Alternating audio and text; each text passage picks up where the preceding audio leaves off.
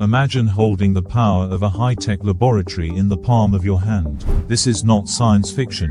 It's the future of microscopy. Researchers have developed a groundbreaking smartphone-based digital holographic microscope, making precision 3D measurements more accessible than ever. This innovative device uses a simple optical system created with a 3D printer and a smartphone for calculations, making it both portable and affordable. Unlike traditional holographic microscopes that require complex setups and computers, this new system is designed for ease of use in various settings. In the journal Applied Optics, the team demonstrated the microscope's ability to capture, reconstruct, and display holograms in almost real time. Users can even zoom in on the reconstructed hologram image with a simple pinch gesture on their smartphone screen. This technology could revolutionize medical diagnostics in developing countries, enabling the detection of diseases like sickle cell anemia on the spot. The researchers achieved fast reconstruction on a smartphone using a method called band-limited double-step Fresnel diffraction,